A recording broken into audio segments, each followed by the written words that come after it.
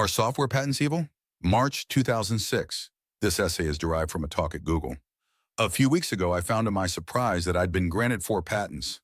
This was all the more surprising because I'd only applied for 3. The patents aren't mine, of course. They were assigned to ViaWeb and became Yahoo's when they bought us. But the news set me thinking about the question of software patents generally. Patents are a hard problem. I've had to advise most of the startups we've funded about them, and despite years of experience, I'm still not always sure I'm giving the right advice. One thing I do feel pretty certain of is that if you're against software patents, you're against patents in general. Gradually, our machines consist more and more of software. Things that used to be done with levers and cams and gears are now done with loops and trees and closures. There's nothing special about physical embodiments of control systems that should make them patentable, and the software equivalent not. Unfortunately, patent law is inconsistent on this point. Patent law in most countries says that algorithms aren't patentable. This rule is left over from a time when algorithm meant something like the sieve of Eratosthenes. In 1800, people could not see as readily as we can that a great many patents on mechanical objects were really patents on the algorithms they embodied. Patent lawyers still have to pretend that's what they're doing when they patent algorithms. You must not use the word algorithm in the title of a patent application, just as you must not use the word essays in the title of a book. If you want to patent an algorithm, you have to frame it as a computer system executing that algorithm. Then it's mechanical. Phew. The default euphemism for algorithm is system and method. Try a patent search for that phrase and see how many results you get. Since software patents are no different from hardware patents, people who say software patents are evil are saying simply patents are evil. So why do so many people complain about software patents specifically? I think the problem is more with the patent office than the concept of software patents. Whenever software meets government, bad things happen because software changes fast and government changes slow. The patent office has been overwhelmed by both the volume and the novelty of applications for software patents, and as a result, they've made a lot of mistakes. The most common is to grant patents that shouldn't be granted. To be patentable, an invention has to be more than new. It also has to be non-obvious, and this especially is where the USPTO has been dropping the ball. Slashdot has an icon that expresses the problem vividly, a knife and fork with the words patent pending superimposed. The scary thing is, this is the only icon they have for patent stories. Slashdot readers now take it for granted that a story about a patent will be about a bogus patent. That's how bad the problem has become. The problem with Amazon's notorious one-click patent, for example, is not that it's a software patent, but that it's obvious. Any online store that kept people's shipping addresses would have implemented this. The reason Amazon did it first was not that they were especially smart, but because they were one of the earliest sites with enough clout to force customers to log in before they could buy something. We as hackers know the USPTO is letting people patent the knives and forks of our world. The problem is, the USPTO are not hackers. They're probably good at judging new inventions for casting steel or grinding lenses, but they don't understand software yet. At this point, an optimist would be tempted to add, but they will eventually. Unfortunately, that might not be true. The problem with software patents is an instance of a more general one. The patent office takes a while to understand new technology. If so, this problem will only get worse because the rate of technological change seems to be increasing. In 30 years, the patent office may understand the sort of things we now patent as software, but there will be other new types of inventions they understand even less. Applying for a patent is a negotiation. You generally apply for a broader patent than you think you'll be granted, and the examiners reply by throwing out some of your claims and granting others. So I don't really blame Amazon for applying for the one-click patent. The big mistake was the patent offices for not insisting on something narrower with real technical content. By granting such an overbroad patent, the USPTO in effect slept with Amazon on the first date. Was Amazon supposed to say no? Where Amazon went over to the dark side was not in applying for the patent, but in enforcing it. A lot of companies, Microsoft for example, have been granted large numbers of preposterously overbroad patents, but they keep them mainly for defensive purposes. Like nuclear weapons, the main role of big companies' patent portfolios is to threaten anyone who attacks them with a countersuit. Amazon's suit against Barnes & Noble was thus the equivalent of a nuclear first strike. That suit probably hurt Amazon more than it helped them. Barnes& Noble was a lame sight. Amazon would have crushed them anyway. To attack a rival they could have ignored, Amazon put a lasting black mark on their own reputation. Even now, I think if you asked hackers to free associate about Amazon, the one-click patent would turn up in the first 10 topics. Google clearly doesn't feel that merely holding patents is evil. They've applied for a lot of them. Are they hypocrites? Are patents evil? There are really two variants of that question, and people answering it often aren't clear in their own minds which they're answering. There's a narrow variant. Is it bad, given the current legal system, to apply for patents? And also a broader one. Is it bad that the current legal system allows patents? These are separate questions.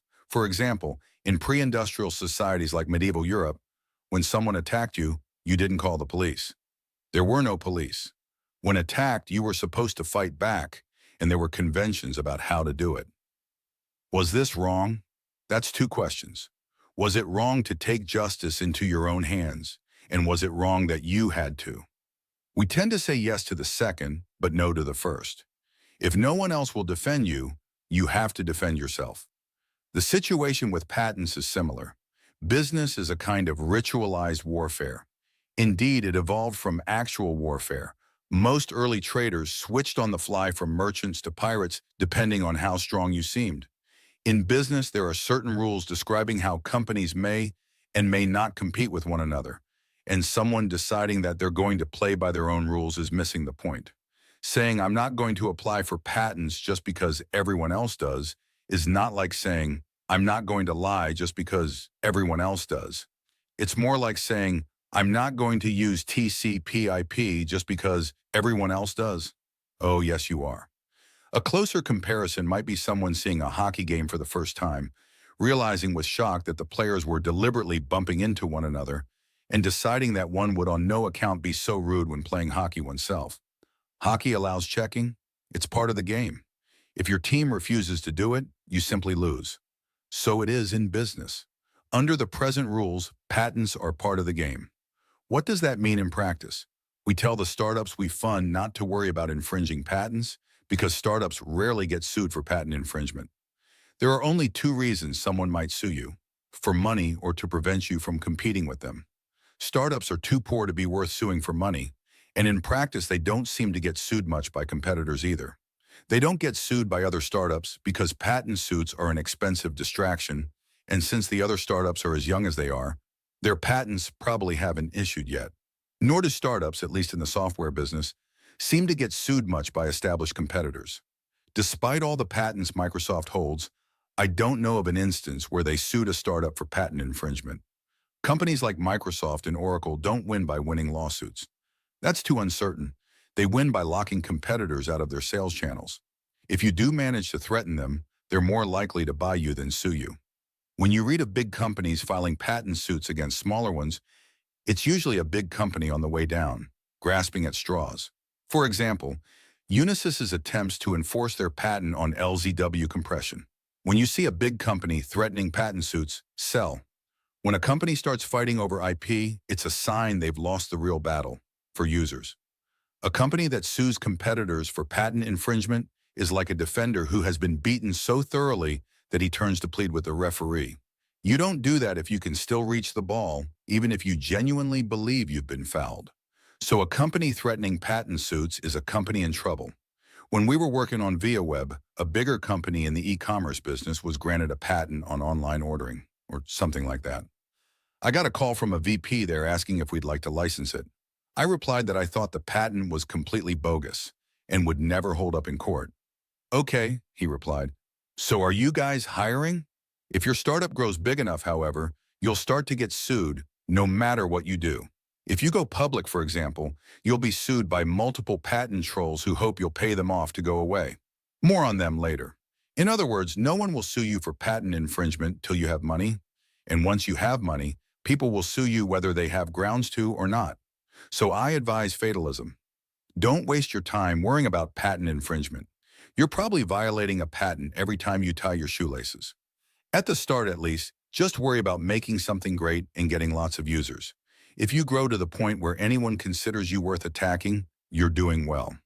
We do advise the companies we fund to apply for patents, but not so they can sue competitors. Successful startups either get bought or grow into big companies. If a startup wants to grow into a big company, they should apply for patents to build up the patent portfolio they'll need to maintain an armed truce with other big companies. If they want to get bought, they should apply for patents because patents are part of the mating dance with acquirers. Most startups that succeed do it by getting bought, and most acquirers care about patents. Startup acquisitions are usually a build-buy decision for the acquirer. Should we buy this little startup or build our own? And two things especially make them decide not to build their own. If you already have a large and rapidly growing user base, and if you have a fairly solid patent application on critical parts of your software. There's a third reason big companies should prefer buying to building, that if they built their own, they'd screw it up. But few big companies are smart enough yet to admit this to themselves. It's usually the acquirer's engineers who are asked how hard it would be for the company to build their own, and they overestimate their abilities. A patent seems to change the balance. It gives the acquirer an excuse to admit they couldn't copy what you're doing. It may also help them to grasp what's special about your technology. Frankly, it surprises me how small a role patents play in the software business. It's kind of ironic considering all the dire things experts say about software patents stifling innovation. But when one looks closely at the software business, the most striking thing is how little patents seem to matter. In other fields, companies regularly sue competitors for patent infringement. For example, the airport baggage scanning business was for many years a cozy duopoly shared between two companies, Envision and L3. In 2002, a startup called Reveal appeared, with new technology that let them build scanners a third the size. They were sued for patent infringement before they'd even released a product. You rarely hear that kind of story in our world. The one example I've found is, embarrassingly enough, Yahoo, which filed a patent suit against a gaming startup called Xfire in 2005. Xfire doesn't seem to be a very big deal, and it's hard to say why Yahoo felt threatened. Xfire's VP of engineering had worked at Yahoo on similar stuff. In fact, he was listed as an inventor on the patent Yahoo sued over. So perhaps there was something personal about it. My guess is that someone at Yahoo goofed. At any rate, they didn't pursue the suit very vigorously. Why do patents play so small a role in software? I can think of three possible reasons. One is that software is so complicated that patents by themselves are not worth very much. I may be maligning other fields here, but it seems that in most types of engineering, you can hand the details of some new technique to a group of medium-high quality people and get the desired result. For example, if someone develops a new process for smelting ore that gets a better yield, and you assemble a team of qualified experts and tell them about it, they'll be able to get the same yield. This doesn't seem to work in software. Software is so subtle and unpredictable that qualified experts don't get you very far. That's why we rarely hear phrases like qualified expert in the software business. What that level of ability can get you is, say, to make your software compatible with some other piece of software in 8 months at enormous cost. To do anything harder, you need individual brilliance. If you assemble a team of qualified experts and tell them to make a new web-based email program, they'll get their asses kicked by a team of inspired 19-year-olds. Experts can implement, but they can't design. Or rather, expertise in implementation is the only kind most people, including the experts themselves, can measure. But design is a definite skill. It's not just an airy intangible. Things always seem intangible when you don't understand them. Electricity seemed an airy intangible to most people in 1800. Who knew there was so much to know about it? So it is with design. Some people are good at it and some people are bad at it, and there's something very tangible they're good or bad at. The reason design counts so much in software is probably that there are fewer constraints than on physical things. Building physical things is expensive and dangerous. The space of possible choices is smaller. You tend to have to work as part of a larger group, and you're subject to a lot of regulations. You don't have any of that if you and a couple friends decide to create a new web-based application. Because there's so much scope for design and software, a successful application tends to be way more than the sum of its patents. What protects little companies from being copied by bigger competitors is not just their patents, but the 1,000 little things the big company will get wrong if they try. The second reason patents don't count for much in our world is that startups rarely attack big companies head-on, the way Reveal did. In the software business, startups beat established companies by transcending them. Startups don't build desktop word processing programs to compete with Microsoft Word. They build rightly. If this paradigm is crowded, just wait for the next one. They run pretty frequently on this route. Fortunately for startups, big companies are extremely good at denial. If you take the trouble to attack them from an oblique angle, they'll meet you halfway and maneuver to keep you in their blind spot. To sue a startup would mean admitting it was dangerous, and that often means seeing something the big company doesn't want to see. IBM used to sue its mainframe competitors regularly, but they didn't bother much about the microcomputer industry because they didn't want to see the threat it posed. Companies building web-based apps are similarly protected from Microsoft, which even now doesn't want to imagine a world in which Windows is irrelevant. The third reason patents don't seem to matter very much in software is public opinion, or rather, hacker opinion. In a recent interview, Steve Ballmer coyly left open the possibility of attacking Linux on patent grounds. But I doubt Microsoft would ever be so stupid. They'd face the mother of all boycotts, and not just from the technical community in general. A lot of their own people would rebel. Good hackers care a lot about matters of principle, and they are highly mobile. If a company starts misbehaving, smart people won't work there. For some reason, this seems to be more true in software than other businesses. I don't think it's because hackers have intrinsically higher principles, so much as that their skills are easily transferable. Perhaps we can split the difference and say that mobility gives hackers the luxury of being principled. Google's "Don't Be Evil" policy may for this reason be the most valuable thing they've discovered. It's very constraining in some ways. If Google does do something evil, they get doubly whacked for it, once for whatever they did and again for hypocrisy. But I think it's worth it. It helps them to hire the best people, and it's better, even from a purely selfish point of view, to be constrained by principles than by stupidity. I wish someone would get this point across to the present administration. I'm not sure what the proportions are of the preceding three ingredients, but the custom among the big companies seems to be not to sue the small ones, and the startups are mostly too busy and too poor to sue one another. So despite the huge number of software patents, there's not a lot of suing going on, with one exception: patent trolls.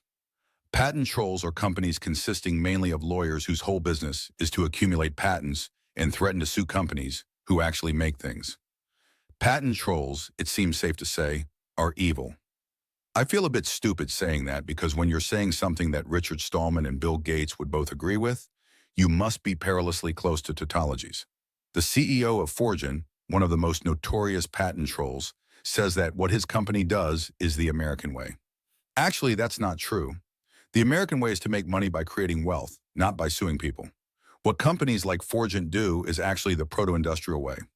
In the period just before the Industrial Revolution, some of the greatest fortunes in countries like England and France were made by courtiers who extracted some lucrative right from the crown, like the right to collect taxes on the import of silk, and then use this to squeeze money from the merchants in that business. So when people compare patent trolls to the mafia, they're more right than they know, because the mafia, too, are not merely bad, but bad specifically in the sense of being an obsolete business model. Patent trolls seem to have caught big companies by surprise. In the last couple years, they've extracted hundreds of millions of dollars from them. Patent trolls are hard to fight precisely because they create nothing. Big companies are safe from being sued by other big companies because they can threaten a countersuit. But because patent trolls don't make anything, there's nothing they can be sued for. I predict this loophole will get closed fairly quickly, at least by legal standards. It's clearly an abuse of the system, and the victims are powerful. But evil as patent trolls are, I don't think they hamper innovation much. They don't sue till a startup has made money, and by that point, the innovation that generated it has already happened. I can't think of a startup that avoided working on some problem because of patent trolls. So much for hockey as the game is played now. What about the more theoretical question of whether hockey would be a better game without checking? Do patents encourage or discourage innovation? This is a very hard question to answer in the general case. People write whole books on the topic. One of my main hobbies is the history of technology, and even though I've studied the subject for years, it would take me several weeks of research to be able to say whether patents have in general been a net win. One thing I can say is that 99.9% of the people who express opinions on the subject do it not based on such research, but out of a kind of religious conviction. At least that's the polite way of putting it. The colloquial version involves speech coming out of organs not designed for that purpose. Whether they encourage innovation or not, patents were at least intended to. You don't get a patent for nothing. In return for the exclusive right to use an idea, you have to publish it. And it was largely to encourage such openness that patents were established. Before patents, people protected ideas by keeping them secret. With patents, central government said, in effect, if you tell everyone your idea, we'll protect it for you. There is a parallel here to the rise of civil order, which happened at roughly the same time. Before central governments were powerful enough to enforce order, rich people had private armies. As governments got more powerful, they gradually compelled magnates to cede most responsibility for protecting them. Magnates still have bodyguards, but no longer to protect them from other magnates. Patents, like police, are involved in many abuses. But in both cases, the default is something worse. The choice is not patents or freedom, any more than it is police or freedom. The actual questions are respectively patents or secrecy and police or gangs. As with gangs, we have some idea what secrecy would be like, because that's how things used to be.